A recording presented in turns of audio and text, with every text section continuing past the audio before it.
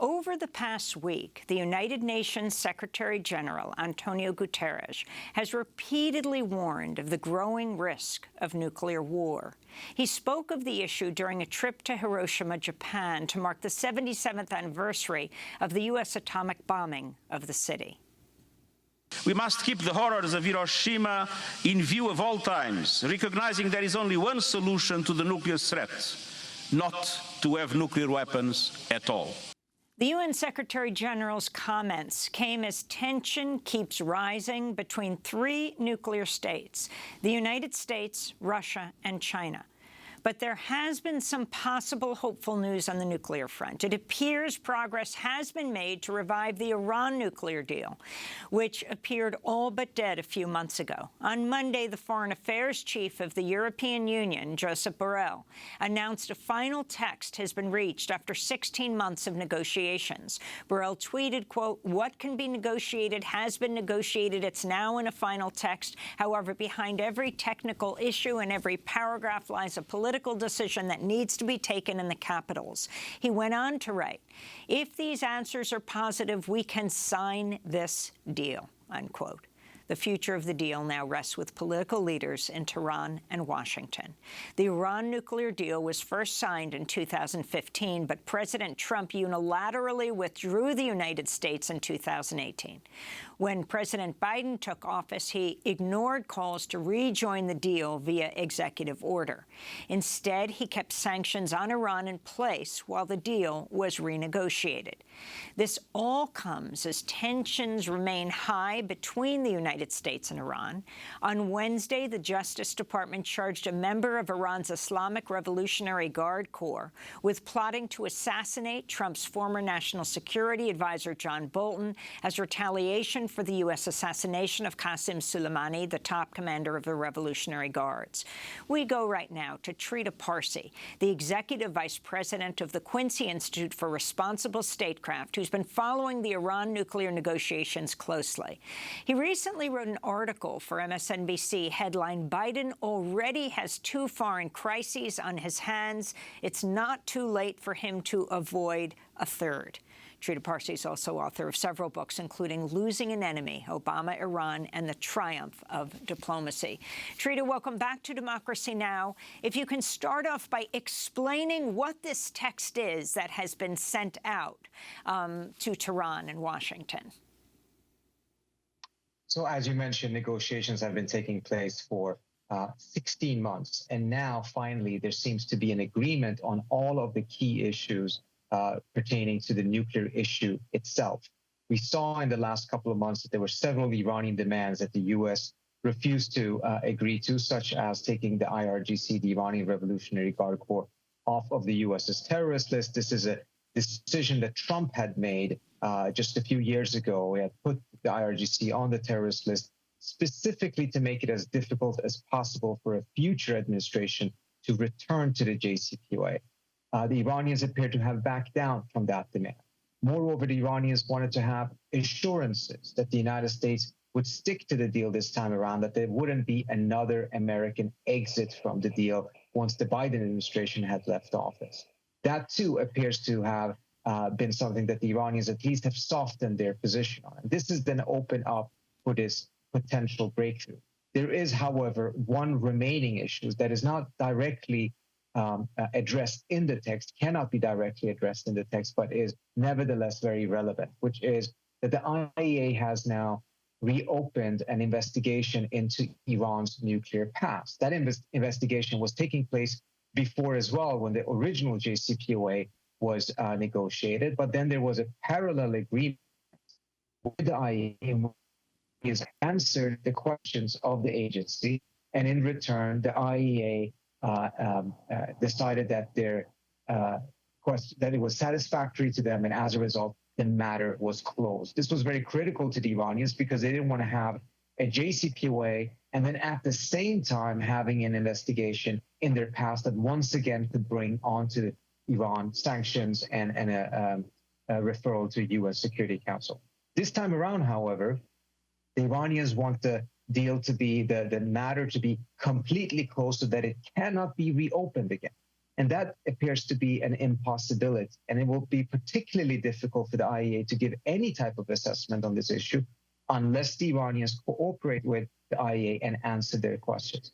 This is, however, in my view, resolvable. It was resolved once before. It should be able to be resolved again, but it may take a few more weeks before a final agreement is made. So the JCPOA, which stands for Joint Comprehensive Plan of Action, involves how many countries? It originally involved the United States, China, Russia, France, the UK, Germany, and Iran, 7 different countries. It was then adopted by the UN Security Council at a vote of 15-0. There were only 3 countries worldwide that actually expressed opposition to the agreement, and that was Saudi Arabia, the UAE, and Israel. And at this point, it appears even the Saudis and the Emiratis have come around to the idea that it's actually better to have the deal than not to have it. And inside of the Israeli security establishment, even though the official line of the Israeli government still is to oppose the deal, we have had numerous senior Israeli officials coming out and declaring that the Trump exit from the JCPOA, which came after massive pressure from the Netanyahu government, was a major mistake, and it actually jeopardized Israel's security as well. So talk about how this happened right now. I mean, in the midst of Russia's war on Ukraine and NATO versus Russia, with the heightening tensions, as we pointed out, between the United States and China over Taiwan, how did this happen now? It's quite fascinating because if we take a look at it back in 2015, the relations between the United States and China, the United States and Russia were quite different as they are today. There was a Ukraine crisis in 2014 as well, but it actually did not impact the negotiations. They were kept very professional and compartmentalized. This time around, there's been a significant amount of nervousness that the Russians would seek to sabotage the deal. They did throw a massive problem into the negotiations a couple of months ago. And one measure that has been made is to essentially negotiate this first with the Iranians, and then once there is some form of an agreement, put this in front of the Russians in order to minimize the risk of them sabotaging it, and also making clear that if there is a problem that is coming from Moscow, not from the other parties. Still, there seems to be enough common interest between these countries that there should be some form of agreement on this matter. The Iranians themselves have been pressing these other countries as well not to sabotage it. But despite this progress that has been made in the last couple of days, and it has been a surprising degree of progress, we have to remind ourselves we still actually do not have a deal. It's not finished yet. So do you see that being tied to what just happened yesterday? The Justice Department charging an Iranian citizen with plotting to murder President Trump's former national security advisor, John Bolton. Federal prosecutors saying Wednesday that Shahram Parsafi offered to pay a hitman $300,000 last November to assassinate Bolton in Washington, D.C. or Maryland. The man allegedly tried to hire, in fact, an FBI informant. They say he's a member of the Iran Revolutionary Guard who sought revenge for the Trump administration's assassination of the top Iranian commander Soleimani in Baghdad in January 2020. So we have to remind ourselves that obviously this is in no way, shape, or form going to be helpful for the negotiation. But the United States government has known about this throughout this year, and we have still seen these negotiations. So the fact that this has now been made public in this degree and indictment has taken place, at the end of the day is of no surprise to the U.S. government itself that has been negotiating this. And I think this is because the Biden administration recognizes that at the end of the day, the JCPOA squarely lies in the national interest of the United States, being able to prevent an Iranian path to a bomb, as well as war with Iran, is of significant importance. And as a result, it has been pursued despite this very disturbing information.